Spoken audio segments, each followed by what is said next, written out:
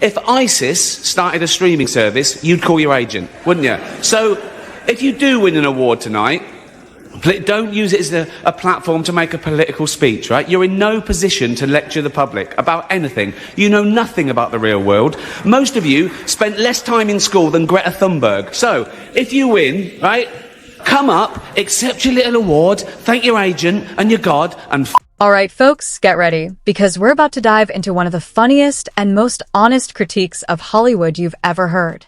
Gervais, the undisputed king of I don't care, has been on a mission to take down woke celebrities, Hollywood elites, and anyone who thinks their fame gives them the right to lecture the rest of us.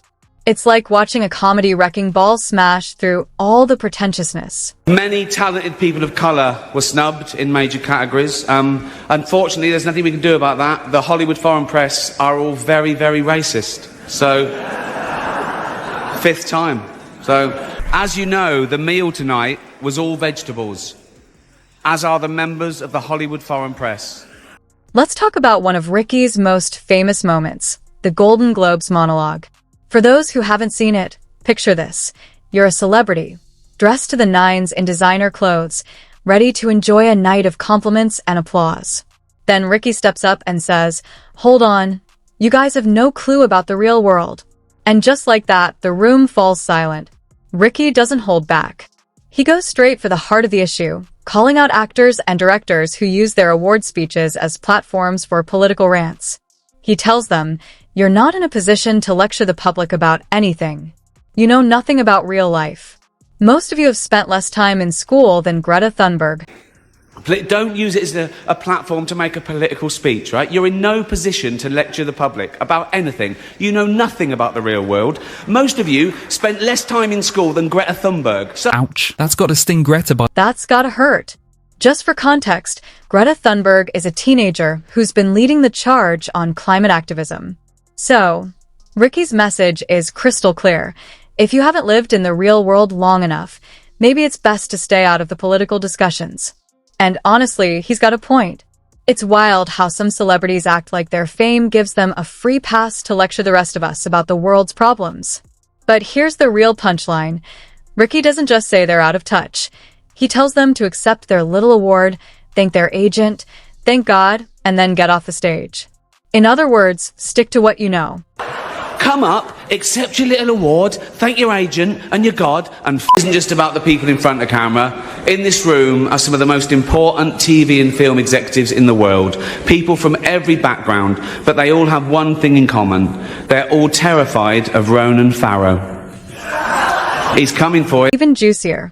Ricky goes after Hollywood executives too. Yep, he calls out the big shots pulling the strings behind the scenes. He points out the irony that, while there's all this talk about being woke, these powerful execs are actually terrified of Ronan Farrow. For those who don't know, Ronan Farrow is the journalist who broke the Harvey Weinstein scandal, exposing a lot of Hollywood's dirty secrets. Ricky doesn't hold back. He flat out tells them, "I'm coming for you." In other words, all of you who think you're untouchable behind the scenes, think again. It was a big year. It was a big year for paedophile movies. Surviving R. Kelly, Leaving Neverland, Two Popes. Shut up. Shut up. I don't care. I don't care. The crowd uncomfortable. That I dead-named her. Now, I'd never heard that term, before a day after the Golden Globes, and that was saying her old name, and even acknowledging that it was the Catholic, it was in everything, it was all over the place. Shot put and pole vault, he won a medal, he was famous, he was on telly all the time, but, a big, famous man with a huge, I don't know, but I mean, I'm guessing he's a big, but I've learned my lesson. Now, I'd never dead name her now. Now I know it's wrong. Without skipping a beat, Ricky dives even deeper. He straight up calls them all perverts and cracks a joke about how it's been a big year for pedophile movies, referring to documentaries like Surviving R. Kelly and Leaving Neverland. And just to make things even more controversial, he takes a jab at the two popes, subtly hinting at the abuse scandals in the Catholic Church. Ricky doesn't shy away from the uncomfortable topics. He brings them front and center. What you feel, if you feel you're a woman, that makes you a woman. Cool. You know, I'm not one of these bigots that think having all that done is science going too far. You know? In fact, I don't think it's going far enough.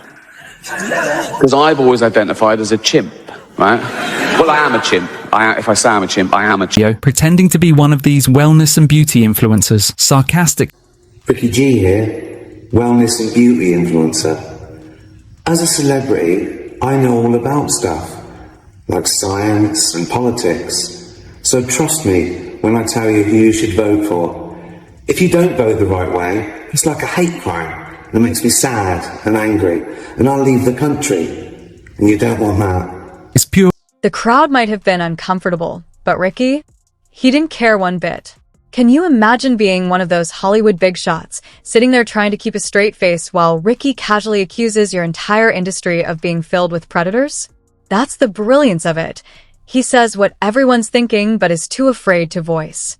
Sure, he's probably not winning any new friends in Hollywood, but does he care? Not at all. And there's more.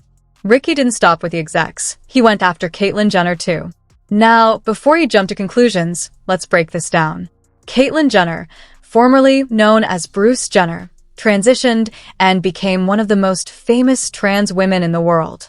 When Ricky got called out for deadnaming Caitlyn, referring to a trans person by their name before transitioning, he didn't back down. Instead, he played along for a moment, saying, "I didn't know deadnaming was a thing, but now I've learned my lesson." Classic Ricky, always ready to turn things into a moment of comedy. Started a streaming service, you'd call... To give a heartfelt apology, he hits you with the punchline, "But I used to watch him in the Olympics." He was a huge guy with a huge, well, I don't know, I saw, and just like that, he turns the whole thing into another comedic jab, leaving everyone in the room both uncomfortable and laughing. Typical Ricky, always keeping you on your toes. That's the genius of Ricky V. He has this perfect balance between being offensive and brutally honest, all while keeping it funny. It's clear he thinks the whole concept of deadnaming is a bit exaggerated. His jokes point out the absurdity of erasing someone's past identity like it never existed. For Ricky, just because someone transitions doesn't mean we should pretend their entire past didn't happen. Whether you agree with him or not, you can't deny he makes a strong, funny point about how we handle these discussions in today's overly sensitive culture. And of course, in true Ricky fashion, he takes it even further.